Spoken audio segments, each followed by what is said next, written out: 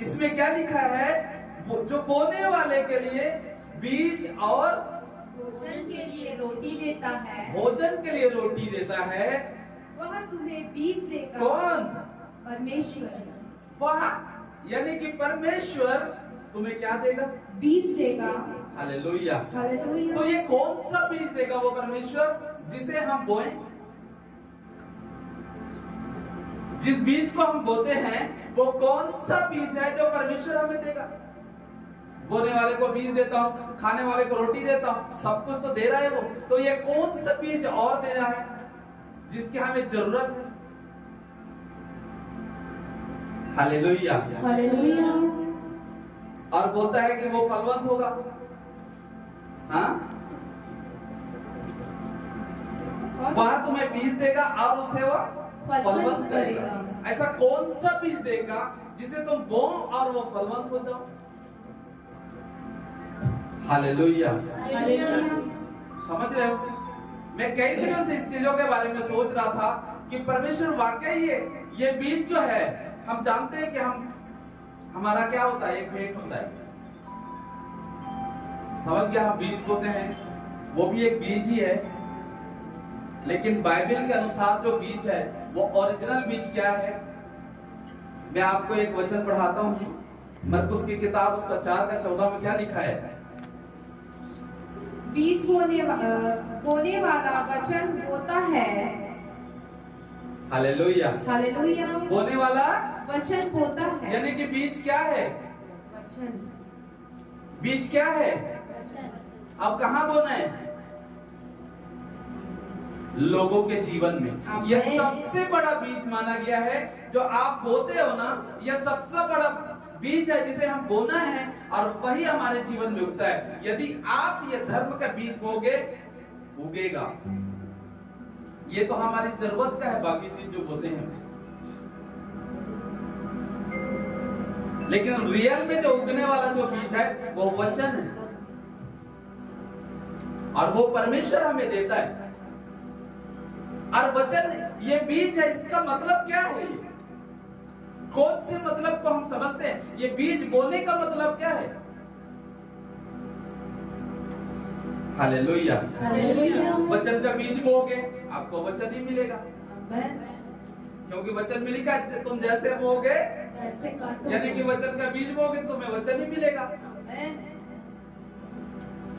Hallelujah. Hallelujah. समझ रहे हो? ये बीज जिसे हम बोते हैं ना, हमको वही चीज मिलेगा। यदि हम आत्माओं को जीत रहे हैं वो आत्मा ही मिलेगा। अब वो कैसे मिलेगा? क्योंकि हमारा ये विश्वास है, जैसे बोगे वैसे काटोगे। यदि होता है हमारे लिए तो वो आत्माओं का बीज जो होता है हमारे जीवन में, हम सोच कर देखें, यदि हमारे बार बार काम फेल हो रहा है, हम बार बार बो रहे हैं और बार बार हम फेल हो रहे हैं, तो वचन का बीज बो और आप सफल हो। आमीन। क्योंकि वो वचन का बीज आप बो दिए किसी के जीवन में और वो उसका जीवन क्या हो गया? बदल गया। अब वो उगेगा कहां? आपके लिए। और परमेश्वर का वचन लिखा है उसे वो फलवंत भी करता है, मतलब फल लाएगा। मतलब एक ही फल तो लाएगा नहीं वो। हालेलुया। यदि वचन का बीज बो रहे हैं, उसके जीवन में यदि उग रहा है वो बीज, अच्छे भूमि पे चला गया, और मैं मानता हूं कि एक न एक बीज तो अच्छे भूमि में जाएगा ही। एक न एक अच्छे भूमि में जाएगा ही, क्योंकि वचन में लिखा है। हालेलुया। हालेलुया। समझ गया? वचन में लिखा है, मत्ती 13:3 से यदि हम आगे पढ़ते हैं तो उसमें लिखा है, पढ़े। Thank you Jesus. और उसने उसे दृष्टांत में से बहुत सी बातें कही। एक बोने वाला बीज बोने निकला। बोते समय कुछ बीज मार्ग के किनारे गिरे और पक्षी ने आकर उसे चुग लिया।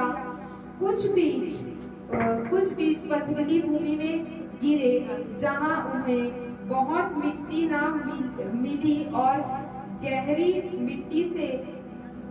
मिट्टी ना मिलने के कारण वे जल्द उगे। हालेलुया। हालेलुया। समझ गया?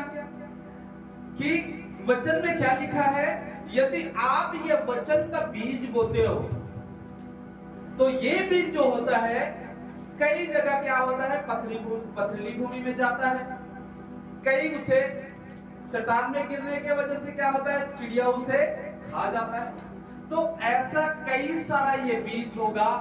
ये वो बीज है जिसे हम बोलते हैं ना कि हमारे जीवन में 30 गुना 60 गुना वाला, ये वो बीज है जिसको यदि ध्यान से समझ के देखना कि ये बीज एक बीज तुम्हारा उपजाऊ भूमि में जाएगा ही, और यदि एक बीज यदि पेड़ बनकर उगता है तो सोचो कितना फल देगा।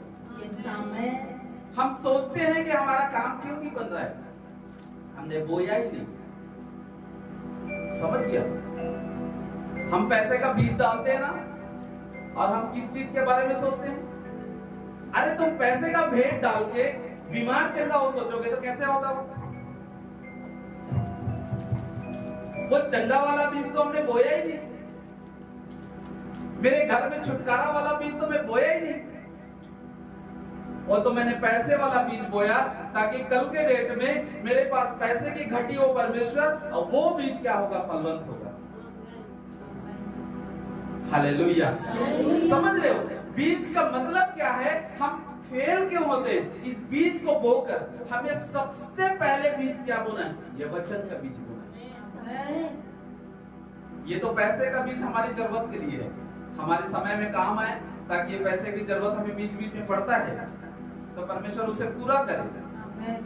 लेकिन मेन जो ये बीज के बारे में मैं समझ रहा था, तो ये बीज बोलता है ये वचन का बीज बोना है। यदि तूने वचन का बीज बोया, उसका परिवार यदि बच गया इस वचन के द्वारा, कुछ उपजाऊ भूमि में गया, और वो उपजाऊ भूमि में चला गया और उसका परिवार पूरा बच गया, और उसके परिवार में कोई 10 लोग हैं तो 10 का फल सोचो। यदि 10 पेड़ उग गया